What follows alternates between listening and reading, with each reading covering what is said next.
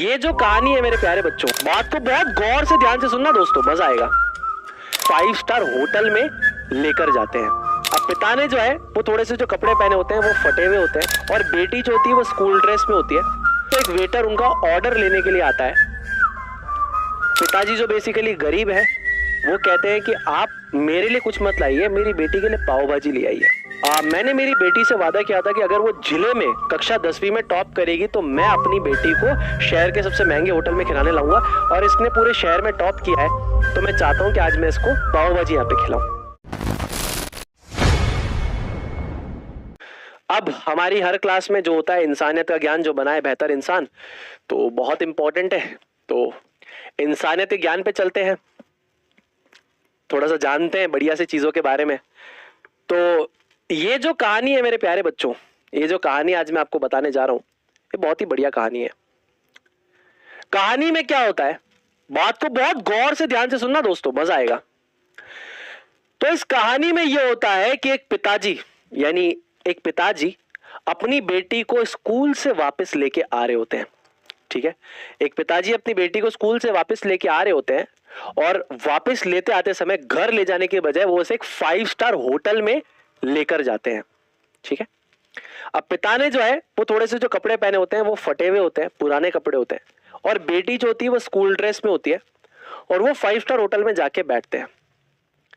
जैसे ही बैठते हैं तो एक वेटर उनका ऑर्डर लेने के लिए आता है और वेटर बोलता है कि सर मैं आपके लिए क्या लाऊं खाने के लिए।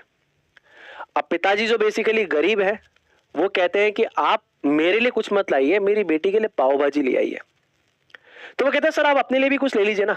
तो वो कहते हैं कि नहीं मैं अपने लिए कुछ नहीं ले सकता, है ना। मैंने मेरी बेटी से वादा किया था कि अगर वो जिले में कक्षा 10वीं में टॉप करेगी तो मैं अपनी बेटी को शहर के सबसे महंगे होटल में खिलाने लाऊंगा, और इसने पूरे शहर में टॉप किया है तो मैं चाहता हूं कि आज मैं इसको पाव भाजी यहाँ पे खिलाऊं। वेटर बड़ा खुश हो जाता है। वेटर भगते हुए जाता है अपने मालिक के पास और कहता है कि मालिक मेरी आज आपसे एक रिक्वेस्ट, एक दरखास्त है। कहते बोलो। कहते आप मेरी सैलरी से भले पैसे काट लेना एक पाव भाजी की प्लेट के, बट मैं चाहता हूं कि वहां पे जो वो पिताजी वो जो अपनी बेटी को लेके बैठे हैं वो अंकल, आप उनको एक प्लेट पाव भाजी दे दो। बोले क्यों? बोले उनकी बेटी ने पूरे जिले में टॉप किया है और वो अफोर्ड नहीं कर सकते, इसलिए सिर्फ अपनी बेटी को यहाँ पाव भाजी खिलाने के लिए आए हैं, खुद नहीं खा रहे। तो उस होटल के मालिक ने कहा कि एक काम करो, एक पाव भाजी की प्लेट उनको दो, एक पाव भाजी की प्लेट उनकी बेटी को दो, 3-4 पाव भाजी की प्लेट पैक कर दो, और 1.5-2 किलो मिठाई भी दे देना, 2-3 किलो मिठाई भी दे देना, कोई दिक्कत वाली बात नहीं है। बेटी ने, बच्ची ने हमारे शहर में नाम रोशन किया, शहर में टॉपर है, बांटो, कोई दिक्कत नहीं, हमारी तरफ से, होटल की तरफ से कोई पैसा लेने की जरूरत नहीं है। अब वो पाव भाजी लेके आते हैं, उनके लिए भी लाते हैं, उनकी बेटी के लिए भी लाते हैं। तो अंकल जी कहते हैं नहीं नहीं नहीं नहीं, मेरे को नीचे, मैंने आपको बोला ना मेरे पास पैसे नहीं है। उन्होंने कहा आप कोई दिक्कत नहीं है, सब हमारी तरफ से है, हम आपको मिठाई भी दे रहे हैं, आप ले जाइए, इसे बांटिए। हमारे जो होटल के मालिक हैं वो बहुत ज्यादा खुश हुए हैं कि आप यहाँ आए हैं, तो वो चाहते हैं कि आप ये जाके मिठाइयाँ बांटे, अपनी बेटी, आपकी बेटी का टॉप आई है, आपकी बेटी जिले में टॉप करिए, आप बांटिए, और ये हमारी तरफ से, आपको पैसे देने की जरूरत नहीं है। बड़े खुश हो जाते हैं वो। ठीक है, अब बहुत साल बीत जाते हैं, बहुत साल बीत जाते हैं। अब होता यह है कि लड़की अपनी कड़ी मेहनत से, अपने कड़े स्ट्रगल से आईएएस ऑफिसर, कलेक्टर बन जाती है ना, और कलेक्टर बन जाती हैं और एक दिन अपनी पोस्टिंग उसी शहर में लेती हैं जिस शहर में ये सारी की सारी बातें हुई हैं, है ना। जैसे ही उस शहर में पहुंचती है तो वो सबसे पहले उस होटल के मालिक को ये इन्फॉर्म कराती है कि यहाँ की जो शहर की कलेक्टर साहिब है वो आपके होटल में खाना खाने आने वाली है। शहर का जो मालिक है होटल का, ये बहुत खुश हो जाता है, कहता है अरे भैया मेरे होटल के अंदर खाना खाने आने वाली है। होटल को बिल्कुल सजा देते हैं, एकदम खुश होते हैं। अब जैसे ही वो आती हैं, है ना, आती हैं तो अपने पिताजी को लेके आती हैं, उसी होटल में आती हैं और उनसे पूछती हैं क्या आपने मुझे पहचाना? होटल का मालिक कहता है नहीं मैंने तो नहीं पहचाना।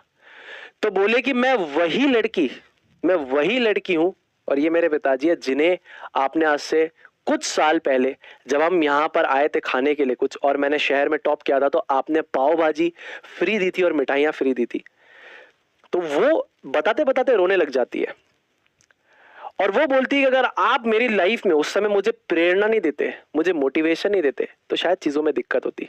बट एक आप बहुत अच्छे इंसान हैं जिन्होंने मेरी गरीबी का मजाक नहीं उड़ाया, मेरे पिता की गरीबी का मजाक नहीं उड़ाया। आपने हमें उस समय एक मोटिवेशन का काम किया, प्रेरणा का काम किया, आपने हमें पाव भाजी दी, हमें मिठाइयाँ दी। बात बड़ी छोटी है लेकिन एक छोटा सा एक्शन कितना बड़ा रिजल्ट लेके आता है लाइफ में, वो देखिए। तो इस कहानी से आपको क्या सीखना है मेरे प्यारे बच्चों? किसी भी इंसान को जीवन में छोटा मत समझिए, क्योंकि जिसे आप छोटा आज समझ रहे हैं कल वो बहुत बड़ा बन सकता है ना? तो आपको अगर अपनी ताकत को दिखाना है तो सही चीजों में दिखाइए, कमजोरों को दबाने या गरीबों को दबाने में मत दिखाइए। वो आपको एक सही इंसान नहीं बताता। आप लोगों के सामने कितने भी अच्छे बन जाए, फिर परमात्मा के सामने तो आप बुरे इंसान ही है, क्योंकि उन्हें तो सब पता है आपने क्या किया है। तो अगर आपको अच्छा बनना है तो परमात्मा की नजर में अच्छा बनिए, लोगों की नजर में अच्छा बनने से कुछ नहीं होता, क्योंकि ये संसार तो कभी किसी का सगा रहा ही नहीं। संसार ना कभी किसी का सगा था, ना किसी का सगा है, ना ये संसार कभी किसी का सगा रहेगा। संसार का तो काम है बातें करना, कुछ तो लोग कहेंगे, लोगों का काम है कहना। तो संसार के सामने मत करो, जो करना है अच्छे से करो, परमात्मा को समझ में आना चाहिए, ठीक है? तो वैसे कहानी तुम्हारे लिए थी कि किसी को भी छोटा मत समझो। अगर तुम उसकी मदद नहीं कर सकते कोई दिक्कत नहीं है, उसके लिए बुरा मत करो, उसकी टांग मत खींचो, है ना?